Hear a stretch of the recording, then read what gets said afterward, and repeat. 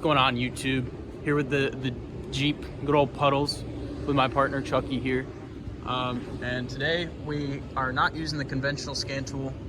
We're using the Chrysler specific Dribble or DRB3. So this one, there's a bunch of different options on it. Right now, here's the PIDs menu.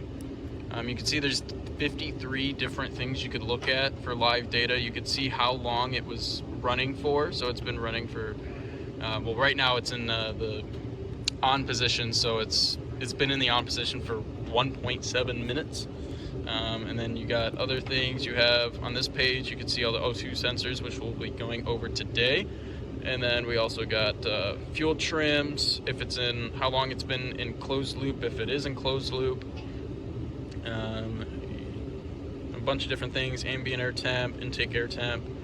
Well, that's the battery temp, but a bunch of different options on here. And then there's also, if you hit this page back button down here, it'll take you back. You can look at system tests, which will actuate things. Input output display, that's your switches like AC switch, cruise control switch, and other things like that. And there is 2 pages of this. Miscellaneous is more of just, well, miscellaneous stuff like clearing DTCs. You could also do a relearn procedure on the O2 sensors if you had a catalytic converter replaced, and a whole bunch of different options like that. All right, so we are under the vehicle now, okay? This is the front of the engine where the screwdriver is pointing that way, okay? So we have upstream on bank 1 right here, this is first oxygen sensor. And then we have upstream bank 2, that's our second one. So that'd be 1-1 and 2-1. And then on the downpipe right here, move a little way. So out of the drive shaft. So this is going to be bank 2, sensor 2. It's after the mini cat. And then right over here, you can clear it right there, that is bank 1 sensor 2. This is also after the mini cat right here. And then now we're back on top of the engine. So this is the pigtail for sensor 1 bank 1, and then right here is the pigtail for sensor 1 bank 2. So we're going to make the vehicle run rich by injecting propane into the intake up there. Then we have our dribble connected up here, and it shows our goal voltage and what it thinks is at. So we're going to crack it open a little bit, and then we are going to inject some propane, and it's going to kill the car.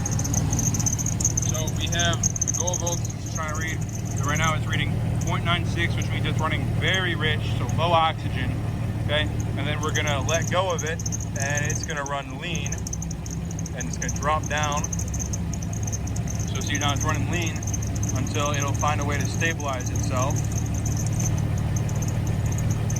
Should be doing soon.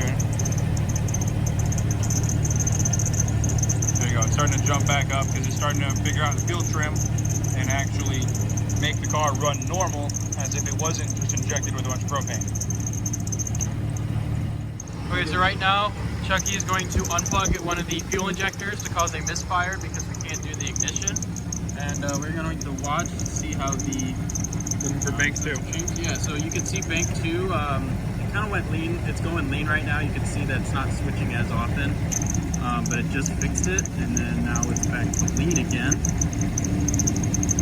It's sitting there pretty nicely. He plugged it back in, so we should be seeing it change back to normal here in a second. It's the same thing happening.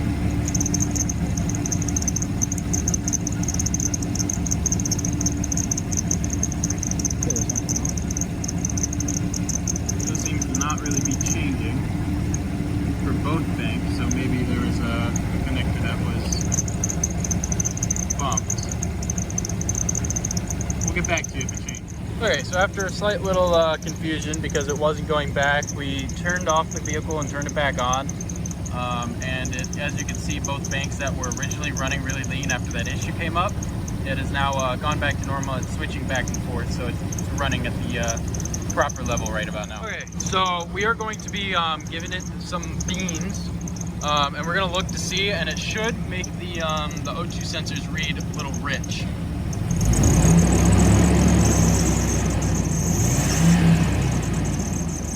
Yeah, so as you can see, they jumped up quite a bit, and they actually stayed there for a little bit before going back and stabling at the the switching, which just now actually kicked in.